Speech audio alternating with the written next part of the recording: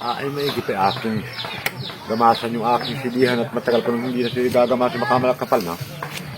Punta ko muna at maaga pa naman. Kampapakinabangan ay, tagal na ay. Wow.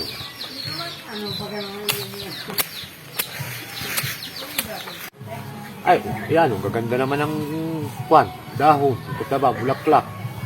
Pero hindi naman nabunga. Ay, may gipay pagbubunutin ko na ito. Oh, no! Isa ako'y umasalaan naman. So, naasala ako. Bunutin ko na ito. Ito ay malaki. Ay, ang tigas. Aba.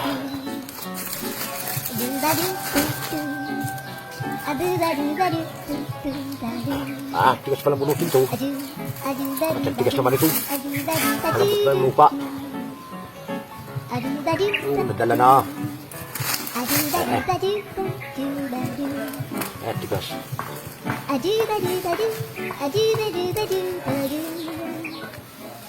Aba. Kaya pala naman hindi na nabunga. Ganda na. Parang maniw. Maria Josep, ari. Sanda. Hindi ko na tuloy matanda kung saan galing ang binhin, ari. Ang dami ng bunga. Unang kwan. Laman. Maria Josep. Ang ganda ko na nakakita ng ganun. Ang tagal na panahon kong naantay bumunga. Kaya pala hindi nabunga. Nalaman. Ang ganda ng binhin, ari. Talagang ari hindi ko pamigay at aritan akabinhi. Hindi tuloy matatakaw ito. Pakita ko kay Miss Ari kung bakit hindi ko pa inabunga, nakalaman pala. Talaga namang kawing-kawing hindi ko pala abunutin na rin isa. At hindi ko pala kupin ko na may ganyan akong sili na nalaman. Ito pala nalaman, kaya pala naman nag-aintay ako ang ganda. Kain ko na lang ari ay.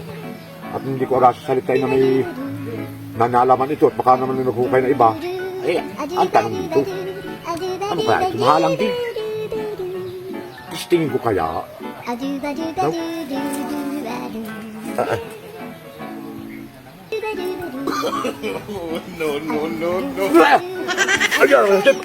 Ang mahalang na rin. Mahalang pala. Marasi po. Akala ko hindi mahalang yung baon. Mahalang. Wala pa naman akong dalang tubig. Tubig. Mahalang. Marasi po. Ano na yun? Ano halang? Gulping halang? Maria Josep ito. Tangat halang. Wala pa naman akong dalang tubig.